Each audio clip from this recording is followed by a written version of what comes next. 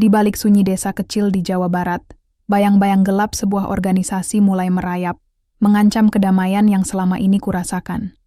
Warung ibu yang menjadi nafasku terancam oleh pemalakan yang tak kunjung usai, dan pilihan berat membentang di hadapanku. Apakah aku harus diam dan membiarkan keluargaku hancur, ataukah berdiri melawan, meski artinya harus melawan darah daging sendiri? Apa yang akan aku pilih ketika dunia menuntut aku untuk mengorbankan segalanya? Aku bernama Kido, seorang pemuda biasa yang tumbuh di desa kecil yang tersembunyi di dataran hijau Jawa Barat. Desa kami bukanlah tempat yang ramai atau modern, tapi di sini aku belajar arti kehidupan yang sesungguhnya, tentang keluarga, kebersamaan, dan perjuangan kecil yang terkadang terasa begitu berat. Pagi itu, udara masih dingin dan kabut tipis menyelimuti sawah-sawah di sekitar rumah kami. Aku duduk di bangku kayu tua di depan warung ibu, memandang jalanan tanah yang berdebu, menyapa setiap orang yang lewat dengan senyum kecilku. Warung ini adalah dunia kami, tumpuan hidup ibu setelah ayah pergi entah kemana bertahun-tahun lalu. Disinilah kami menggantungkan harapan. Di setiap cangkir kopi panas dan sepiring nasi uduk yang kami jual. Ibu, Bu Rini, sedang sibuk menyiapkan dagangan. Matanya yang lelah tapi penuh semangat bergerak cepat mengatur piring, menggoreng tempe, dan melayani tetangga yang mulai berdatangan. Aku selalu kagum pada ibu. Bagaimana ia bisa tetap tegar di tengah segala keterbatasan. Kido, tolong ambilkan keranjang di belakang. Suara ibu memanggil dengan lembut. Aku beranjak, menyusuri halaman, kecil berumput sambil menghirup aroma tanah basah. Desa ini sederhana, tapi bagi kami, tempat ini adalah segalanya.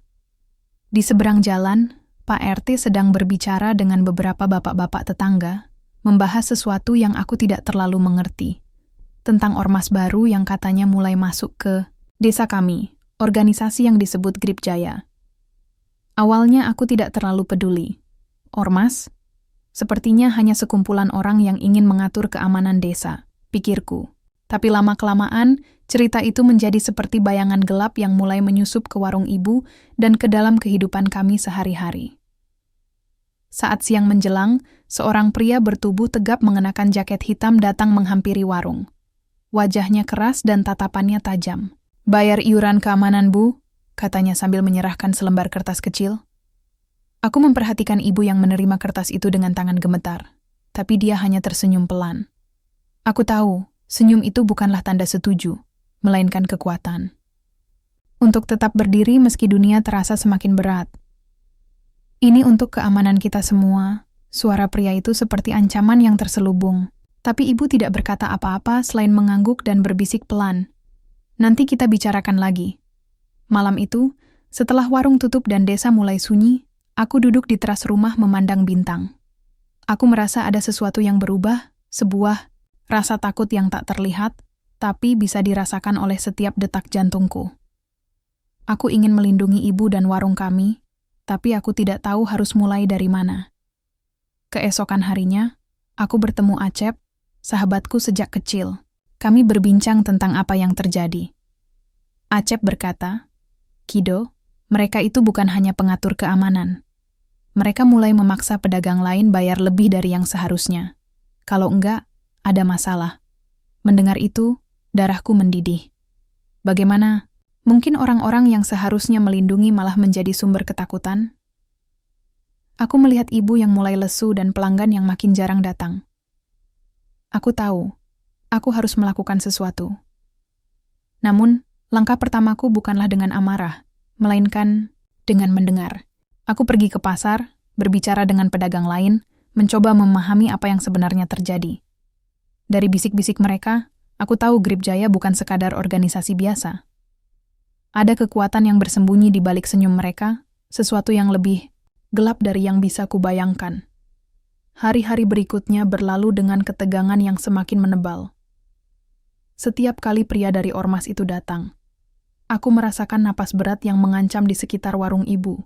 Aku berdiri di sana, mencoba menjadi pelindung, meski aku merasa kecil dan tak berdaya.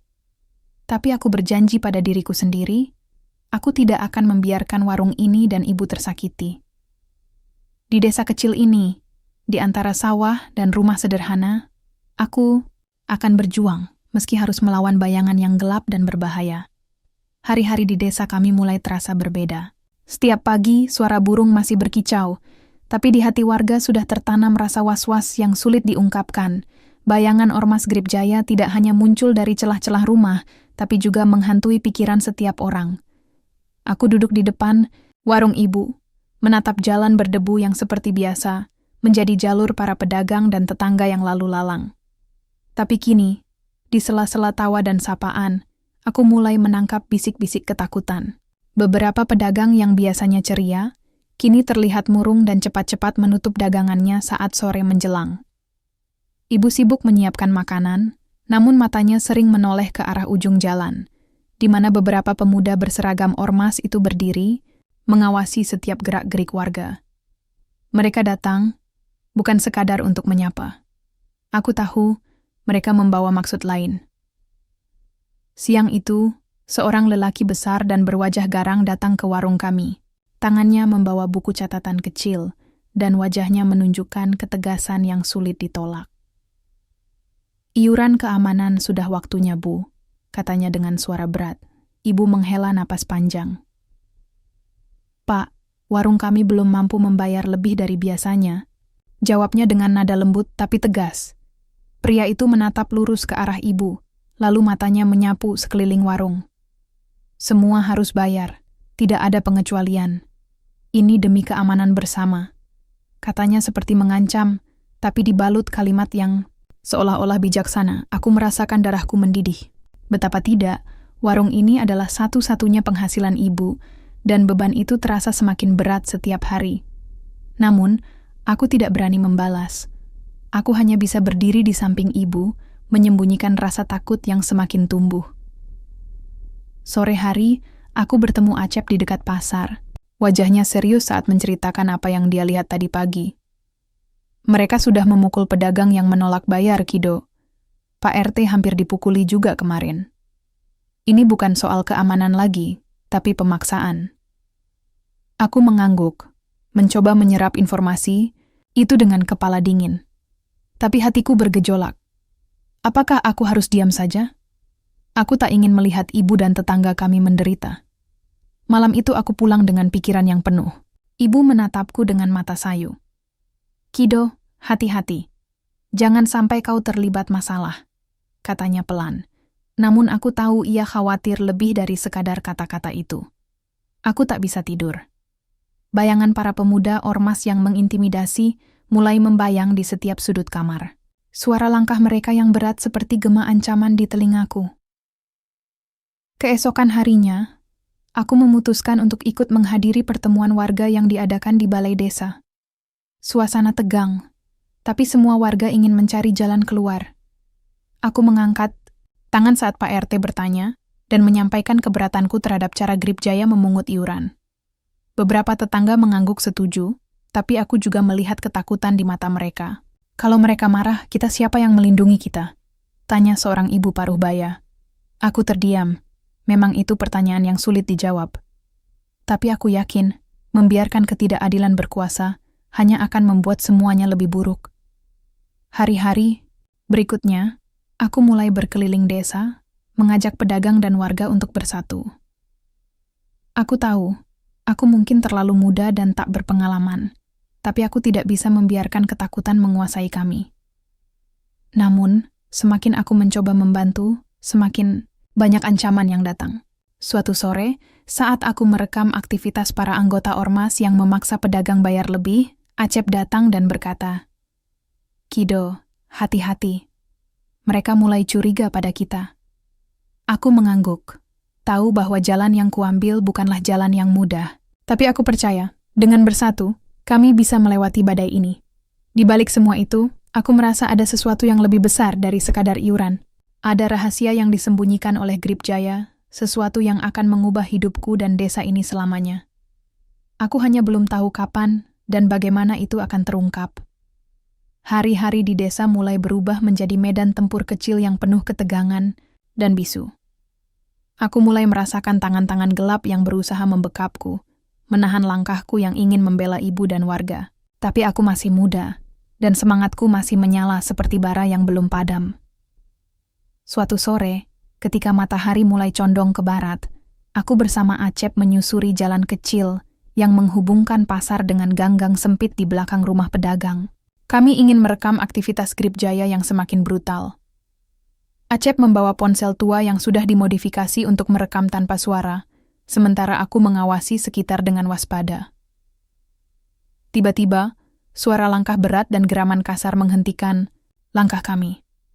Dari balik sudut muncul 3 pria berseragam ormas. Mata mereka tajam, penuh curiga. "Apa yang kalian lakukan?" tanya salah satu dengan suara rendah dan mengancam. Jantungku berdetak kencang. Aku berusaha tetap tenang, meski tangan mulai dingin. "Hanya berjalan, Pak," jawabku pelan, mencoba meredakan situasi. Tapi mereka tidak percaya. Dalam sekejap, Acep ditarik paksa, ponselnya dirampas, dan satu pukulan mendarat di wajahnya. Aku ingin membantu, tapi mereka menghalangiku dengan gerakan tangan yang cepat dan tegas. Aku hanya bisa menahan amarah, melihat sahabatku terjatuh, berdarah, dan terkapar di tanah. Malam itu, aku pulang dengan kepala berat dan hati penuh luka. Ibu melihat wajahku yang memar dan tangan yang terluka. "Kido, kau harus berhenti," katanya dengan suara gemetar, matanya dipenuhi air mata. Tapi aku tidak bisa. Aku tak bisa diam dan membiarkan mereka menindas kami begitu saja. Hari-hari berikutnya semakin berat. Warga yang sebelumnya berani mulai mengurungkan niatnya untuk melawan. Takut dengan ancaman yang selalu mengintai. Ibu pun mulai sering sakit, mungkin karena stres dan kelelahan.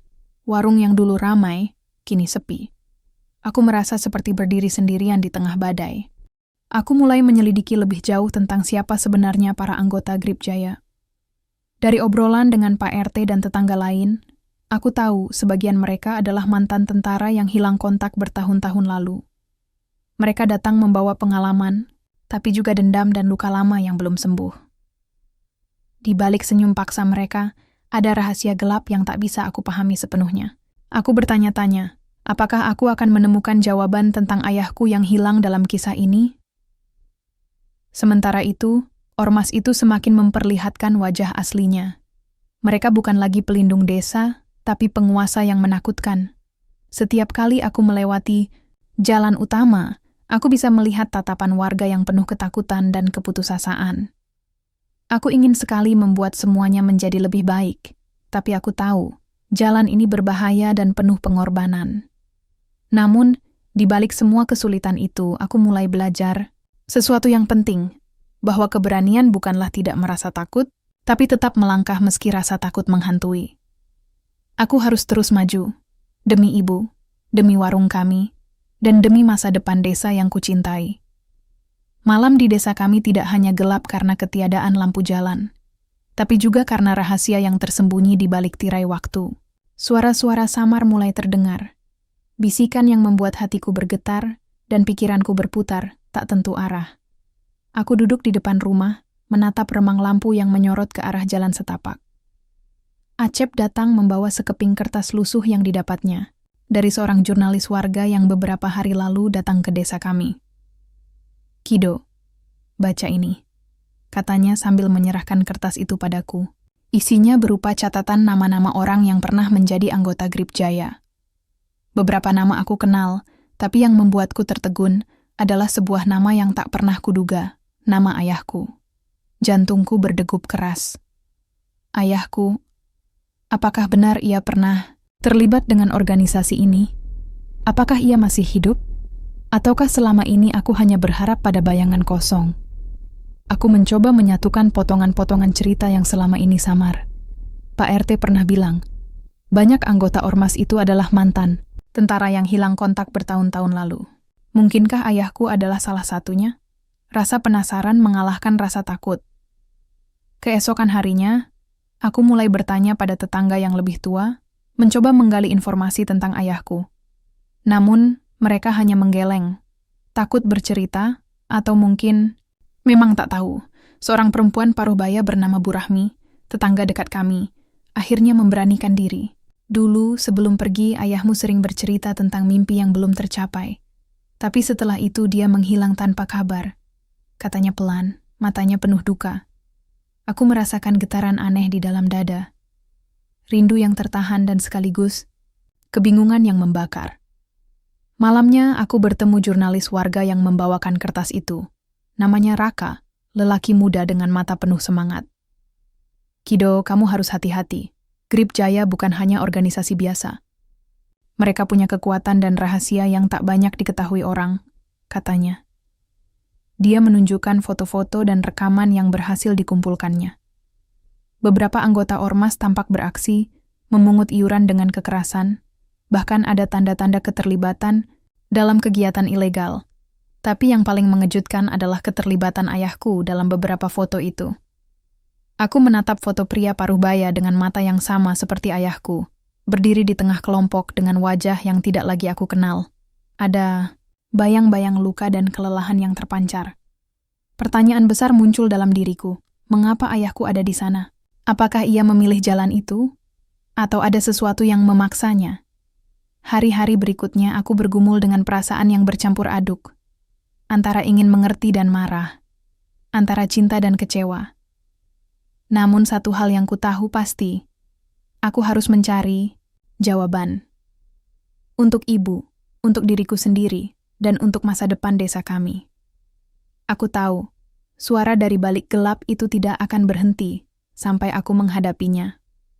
Langit pagi itu tampak muram, seolah tahu bahwa hari ini akan berbeda dari hari-hari sebelumnya. Aku duduk di depan warung ibu, memandangi jalan desa yang lengang. Udara dingin menusuk tulang. Tapi ada sesuatu yang jauh lebih berat menghimpit dadaku. Berita yang kubawa dari pertemuan warga malam sebelumnya. Warga mulai berkumpul, perlahan namun pasti, untuk membicarakan perlawanan terhadap Grip Jaya.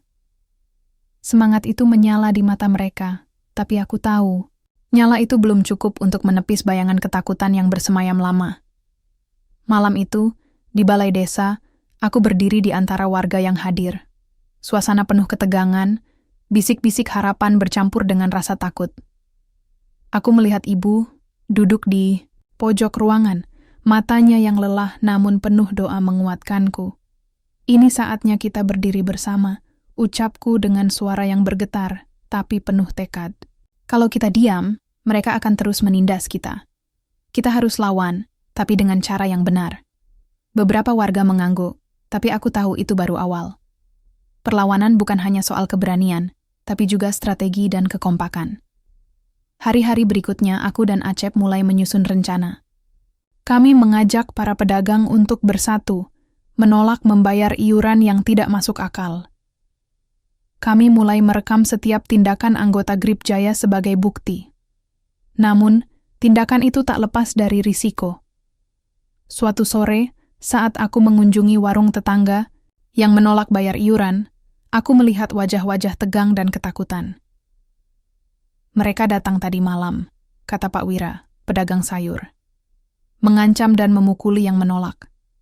Aku merasakan darahku mendidih. Ketidakadilan ini harus dihentikan di tengah usaha kami." Berita tentang kedatangan pasukan TNI ke desa mulai terdengar.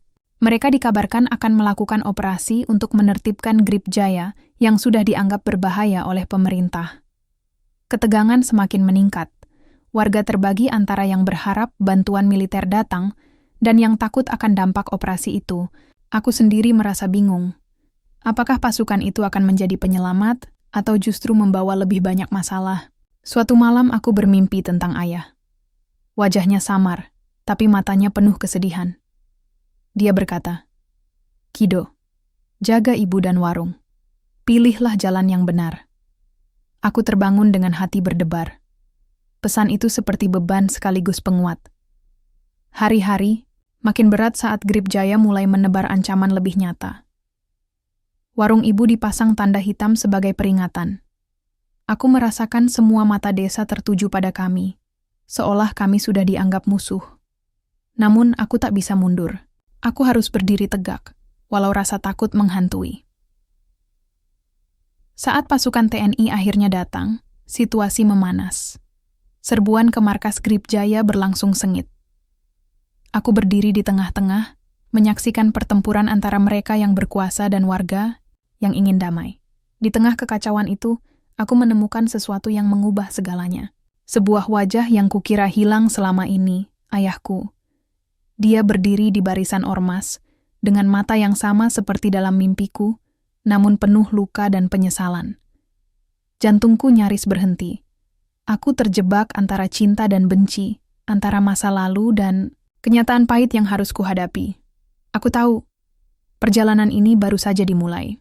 Aku harus memilih antara melindungi keluargaku atau berdiri bersama mereka yang berjuang untuk keadilan.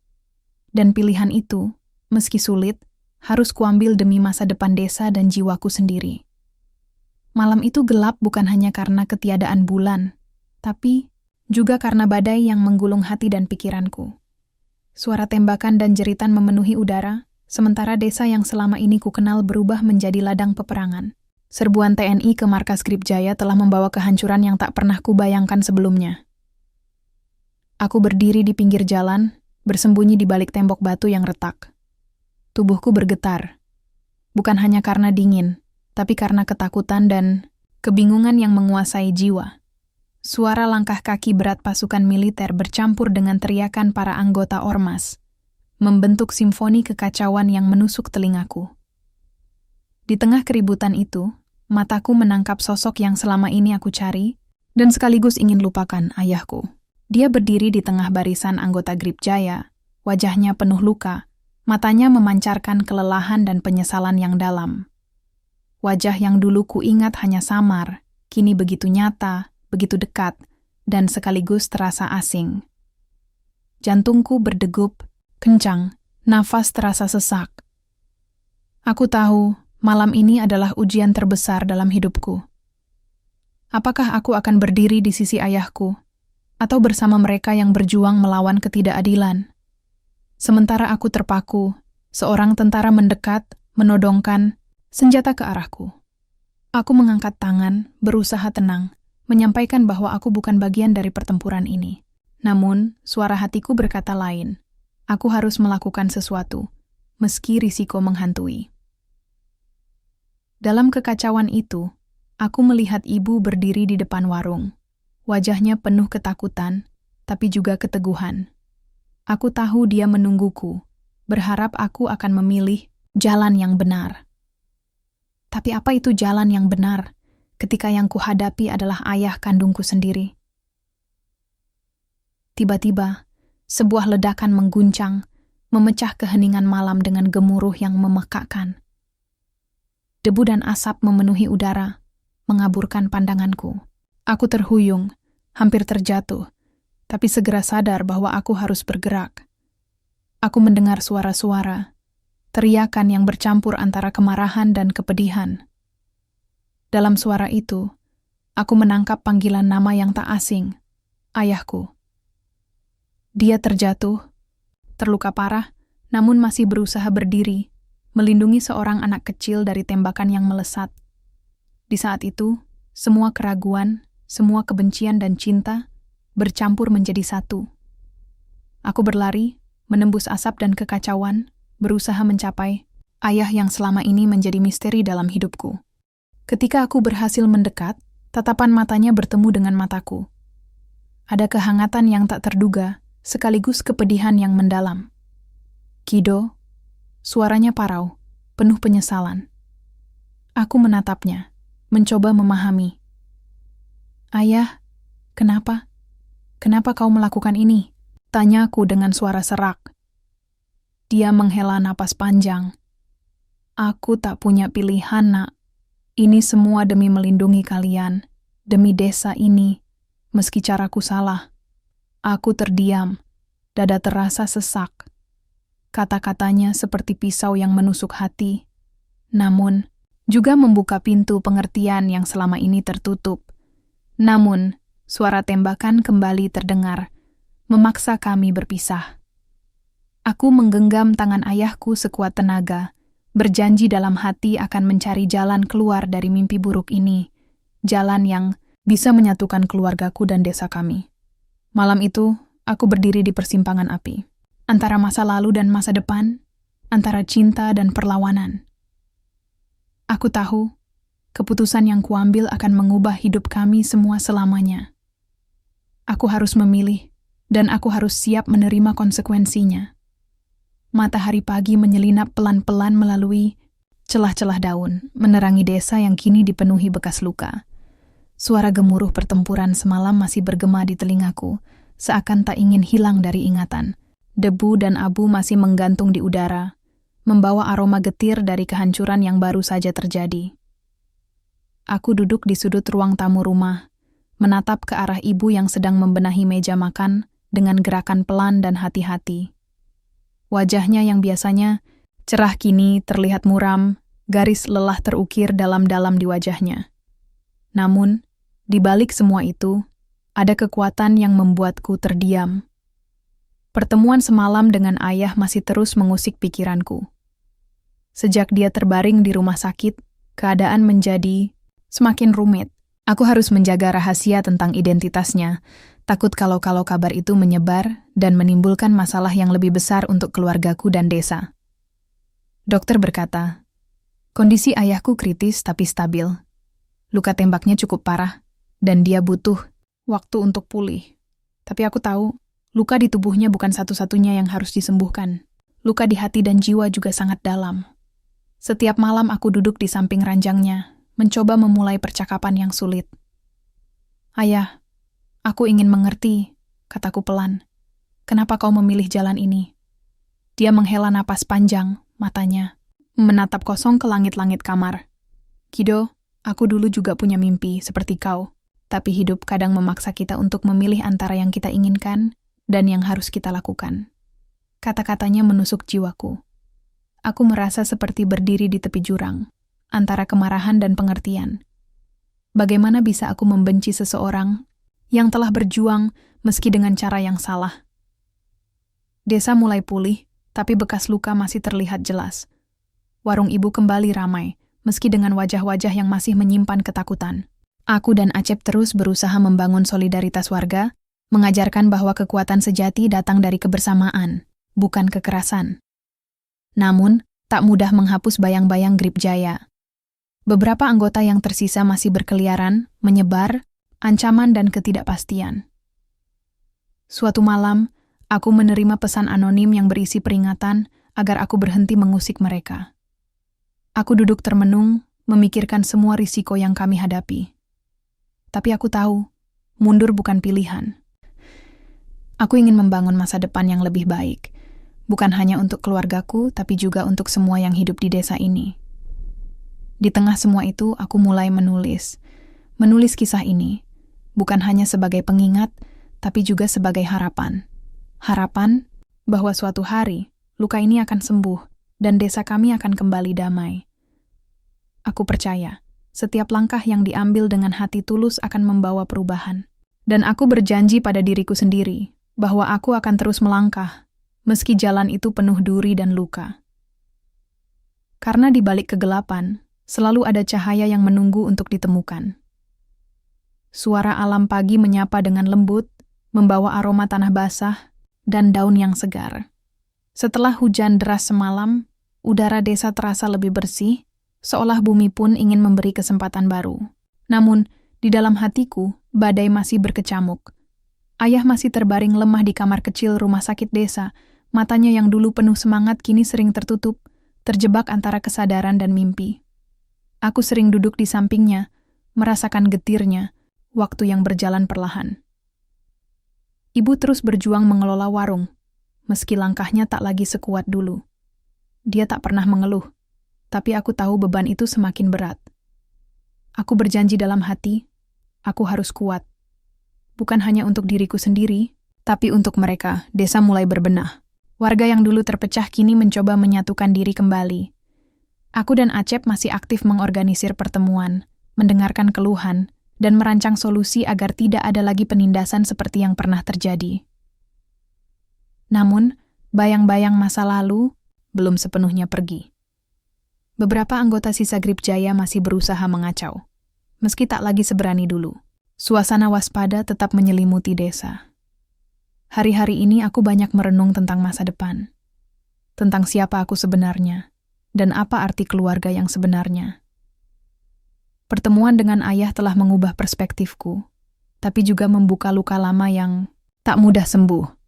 Aku mulai memahami bahwa identitas bukan hanya soal darah dan nama, tapi juga tentang pilihan dan perjuangan. Meski ayah memilih jalan yang salah, aku percaya setiap manusia punya kesempatan untuk berubah. Satu hal yang pasti, aku tidak ingin mengulangi kesalahan yang sama. Aku ingin membangun hidup baru yang penuh harapan dan kedamaian. Suatu sore, aku berjalan menyusuri sungai kecil di tepi desa, merasakan angin sepoi-sepoi yang menyentuh kulit. Di sana, aku bertemu dengan seorang pemuda dari desa tetangga yang ikut membantu proses rekonsiliasi warga. Namanya Raffi, sosok yang penuh semangat dan optimisme. Kami berbicara panjang tentang masa depan, tentang mimpi dan harapan. Aku merasa sedikit lega bahwa aku tidak sendiri dalam perjalanan ini. Langkah baru harus diambil, dan aku siap menapakinya meski dengan bayang-bayang masa lalu yang terus mengintai. Karena aku percaya, setiap langkah kecil yang diambil dengan niat tulus akan membawa perubahan besar. Dan desa ini, rumah yang kucinta, akan kembali bersinar di bawah sinar mentari yang cerah. Hari-hari berlalu perlahan, membawa angin perubahan yang samar, tapi nyata di desa kecil kami. Setelah gelombang konflik yang mengoyak hati dan tanah, kini terasa ada ruang untuk bernapas, untuk menata kembali harapan yang sempat patah. Aku berdiri di depan warung ibu, yang kembali ramai dengan tawa dan suara pedagang. Ibu tersenyum padaku, wajahnya yang dulu penuh lelah kini menyimpan kekuatan baru. Aku tahu, dia masih menyimpan rasa takut yang dalam, tapi juga kebanggaan akan perjuangan kami. Ayah sudah pulih dari lukanya, meski masih sering terdiam dalam sunyi yang berat. Aku tahu, perjalanan penyembuhan batin itu tak mudah, bahkan lebih sulit dari sembuhnya luka fisik. Namun, aku percaya waktu akan menjadi sahabat terbaik bagi kami. Kehadiran ayah di rumah kini menjadi pengingat yang pahit, tapi juga pelajaran berharga. Dia tak lagi menjadi sosok misterius yang hilang, tapi manusia yang penuh kerentanan dan harapan untuk memperbaiki masa lalu. Dalam beberapa bulan terakhir, aku dan warga desa mulai membangun komite keamanan mandiri. Tujuannya bukan untuk menggantikan peran pemerintah, tapi sebagai wujud solidaritas dan perlindungan diri dari ancaman luar. Kami mengadakan pelatihan, membangun komunikasi dengan aparat desa, dan membangun sistem pengaduan yang transparan. Semua langkah itu tidak mudah. Ada keraguan, ketakutan, dan perbedaan pendapat, tapi aku yakin, tanpa keberanian dan kebersamaan, perubahan hanya akan menjadi angan kosong. Di suatu sore yang tenang, aku duduk bersama Acep dan Raffi, membahas masa depan desa. Kami membicarakan pendidikan untuk anak-anak, pengembangan ekonomi lokal, dan bagaimana menjaga keamanan tanpa kekerasan. Kido, aku percaya desa ini bisa bangkit, kata Raffi sambil tersenyum. Kita sudah melewati badai yang berat, dan sekarang saatnya membangun pelangi. Aku mengangguk, merasakan getaran harapan dalam dada. Kita harus terus berjuang, bukan hanya untuk hari ini, tapi untuk generasi yang akan datang. Namun, di balik semua itu, aku tak bisa menepis bayang-bayang masa lalu yang masih menghantui. Aku masih teringat pada malam serbuan itu, saat aku melihat ayah berdiri di barisan ormas, wajahnya yang penuh luka dan penyesalan. Aku bertanya-tanya, apakah dia benar-benar memilih jalan itu dengan sadar, atau ada paksaan yang membuatnya terjebak? Pertanyaan-pertanyaan itu membuatku gelisah, tapi aku tahu aku harus menerima kenyataan, sebesar apapun luka yang harus kutanggung.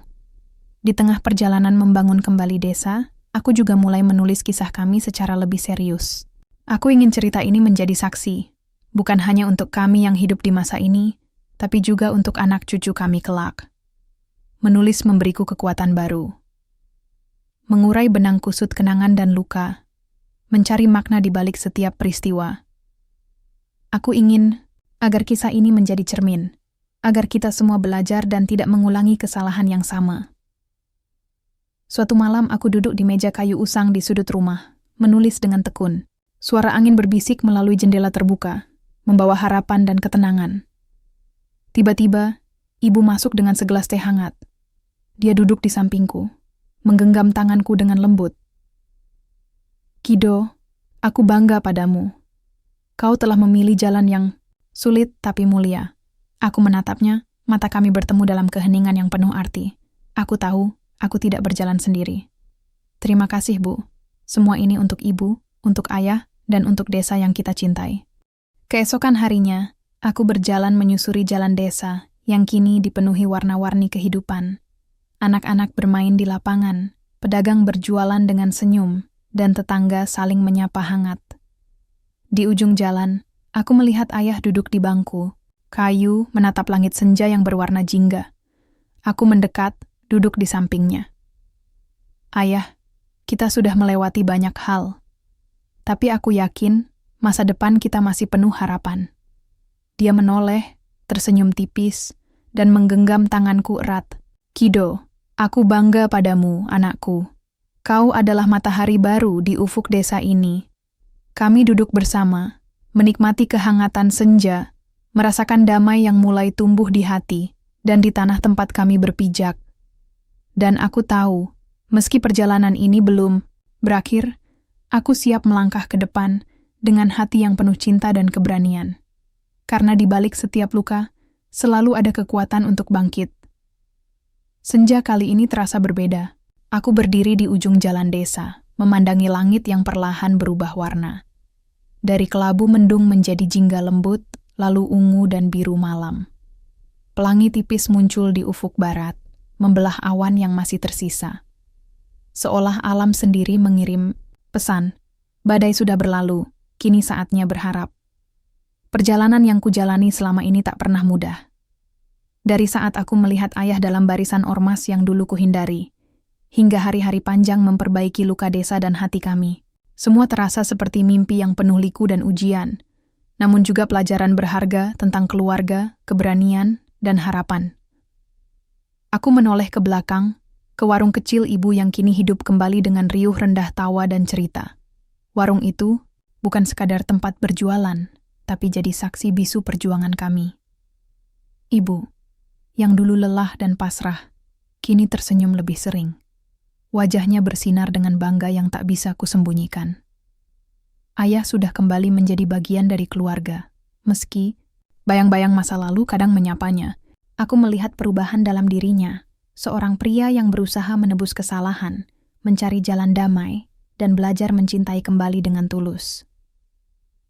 Dalam beberapa bulan terakhir, kami bersama-sama membangun komunitas yang lebih kuat dan harmonis. Komite Keamanan Desa terus aktif menjaga ketertiban tanpa kekerasan.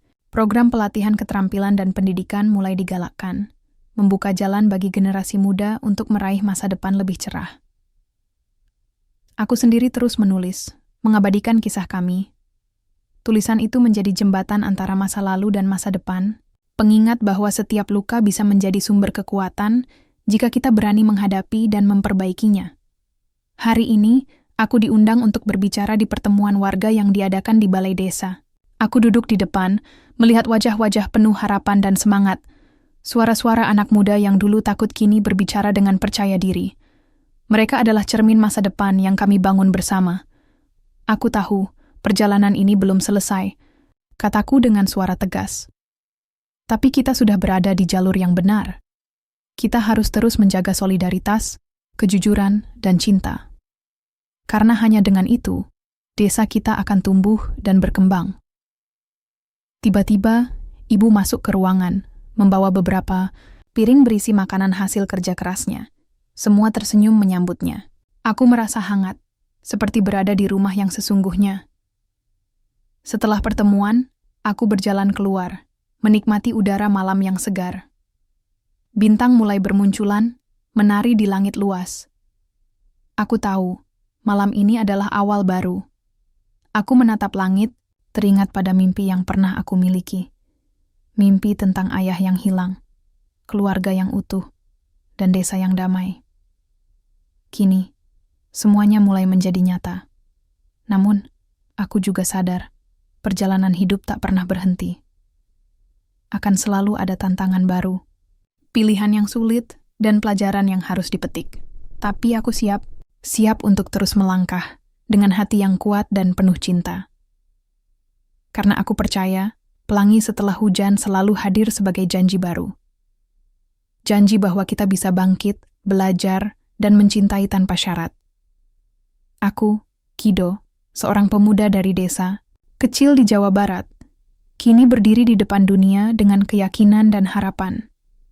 Dan aku tahu, apapun yang terjadi, aku tak pernah berjalan sendiri.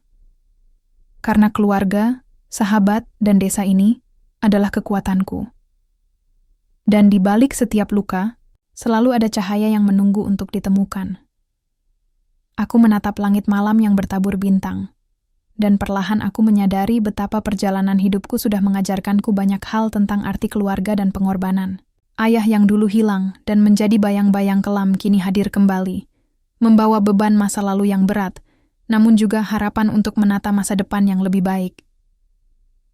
Malam ini, aku merasa damai meskipun banyak luka yang masih tersisa. Aku tahu luka itu tak akan pernah benar-benar hilang. Tapi aku percaya luka bisa menjadi kekuatan, asal kita mau menerima dan belajar darinya. Aku teringat perkataan ibu yang selalu mengatakan, "Kido, hidup itu seperti tanah ini. Kadang keras dan sulit, tapi kalau kita rajin merawatnya, tanah itu akan memberi hasil yang terbaik." Setelah pertemuan tadi, aku kembali ke rumah. Di sana, ibu sudah menyiapkan makan malam sederhana, tapi hangat penuh cinta. Ayah duduk di sudut ruangan, matanya menatapku penuh makna. Aku duduk di sampingnya, menggenggam tangannya pelan. "Ayah, aku ingin kita mulai dari sini bersama-sama," kataku dengan suara lirih.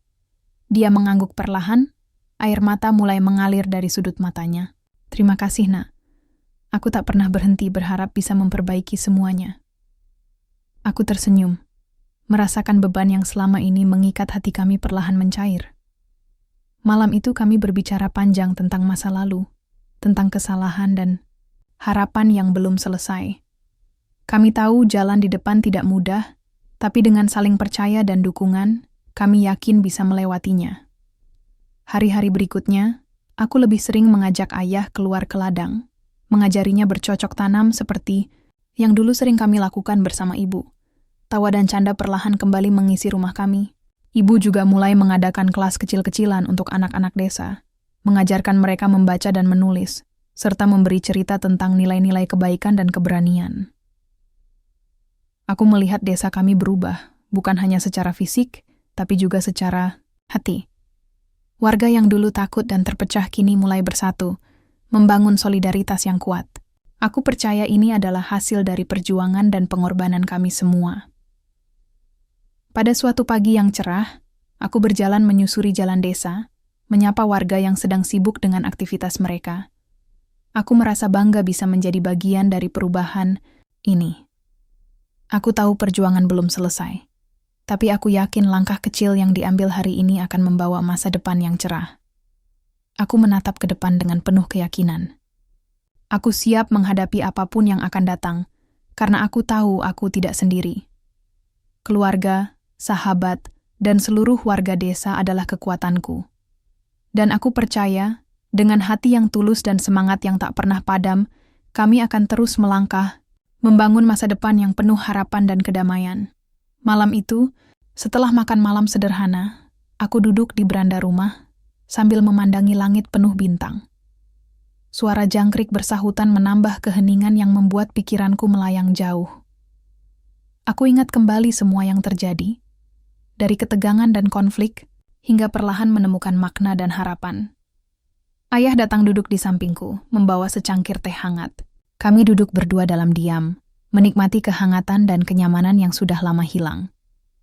Aku merasakan ada ikatan yang perlahan tumbuh, meski masih tersisa keraguan dan rasa bersalah yang dalam.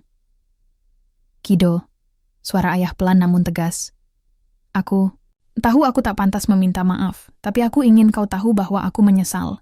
Menyesal karena telah membuatmu dan ibu menderita." Aku memandangnya, air mata menitik tanpa bisa kutahan. "Ayah, aku juga menyimpan banyak luka. Tapi aku percaya kita bisa memperbaikinya. Bersama." Dia mengangguk, lalu menatap ke langit. "Kau seperti sinar mentari yang mengusir gelap dalam hidupku." Malam itu kami berbagi cerita, tawa, dan air mata. Semua yang tertahan selama bertahun-tahun akhirnya terlepas, memberi ruang bagi penyembuhan dan harapan.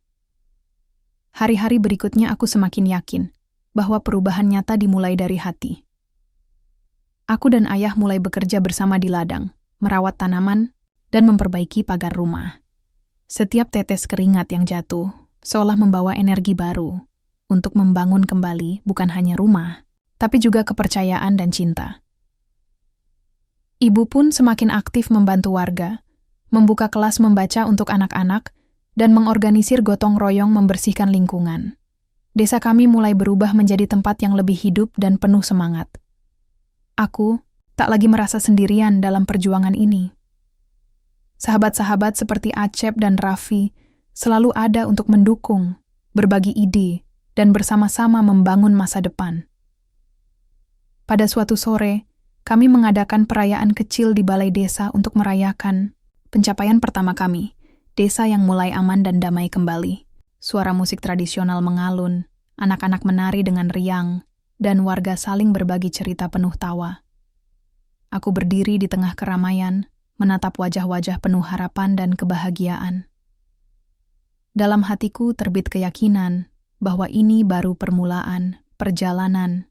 Masih panjang, tantangan akan terus datang. Namun aku percaya, selama kita bersatu dan menjaga hati tetap tulus, kita bisa melewati segala rintangan. Aku, Kido, seorang pemuda dari desa kecil di Jawa Barat, kini siap melangkah ke depan dengan penuh keyakinan dan cinta. Pelangi setelah hujan, itu nyata. Dan aku berjanji untuk terus menjaga cahaya itu, agar desa dan keluargaku selalu diberkahi kedamaian.